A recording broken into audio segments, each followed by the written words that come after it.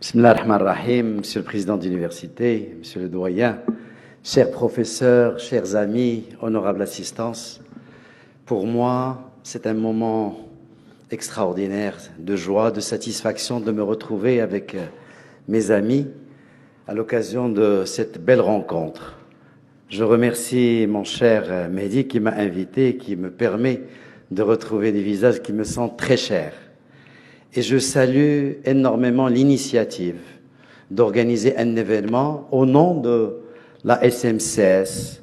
Déjà, l'initiative de créer une société savante au niveau du sud du Maroc est quelque chose d'extraordinaire. Alors, on ne parle plus du sud du Maroc, on est le centre et le sud. Donc, le nom, il devrait changer. Sa Majesté, que Dieu le glorifie,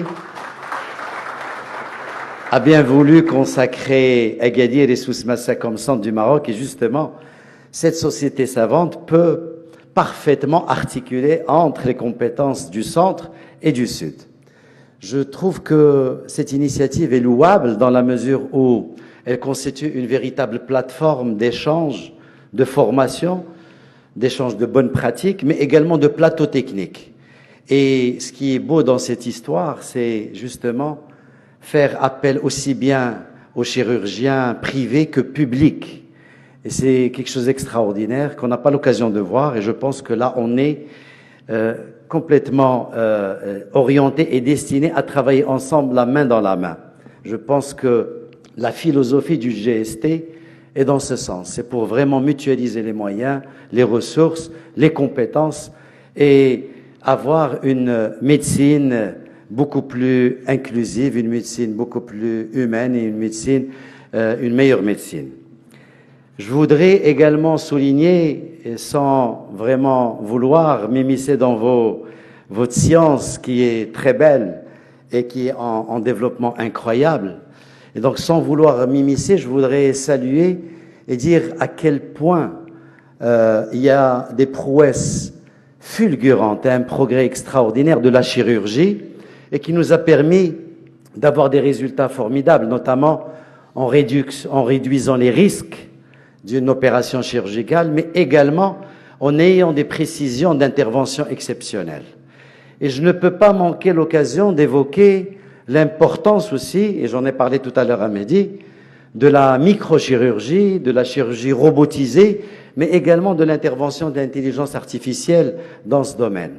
Aujourd'hui, grâce à ces technologies, nous pouvons avoir des approches non invasives. On peut réduire le temps d'hospitalisation et avoir un confort de rétablissement extraordinaire. Et on peut également apporter des précisions d'intervention exceptionnelles. Je pense que l'intelligence artificielle, c'est des questions que vous posez, ne peut pas remplacer le chirurgien, le praticien, parce que le chirurgien a une âme, a une conscience, et le rapport avec le patient est quelque chose de très sacré.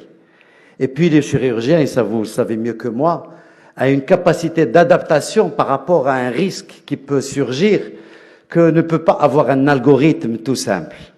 On peut bien rentrer toutes les données sur une région, sur un organe, mais le chirurgien, pendant son acte, je pense qu'il peut improviser. Et cette improvisation fait partie de la compétence que peut justement faire valoir ce chirurgien.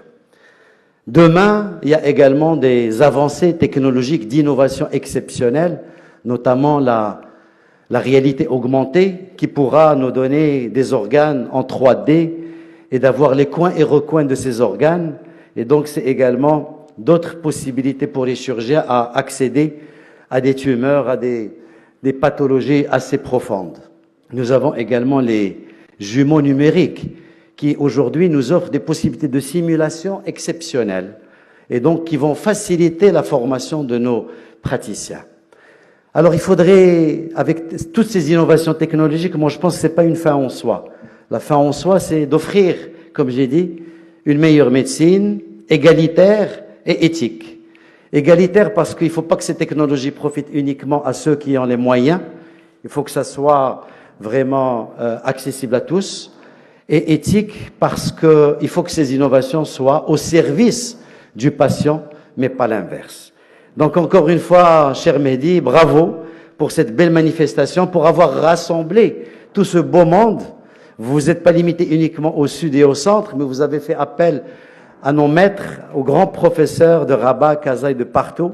Donc bravo pour avoir créé ce conclave scientifique d'exception et avoir évoqué des sujets aussi stratégiques que le demandent nos médecins chirurgiens de la région. Merci beaucoup.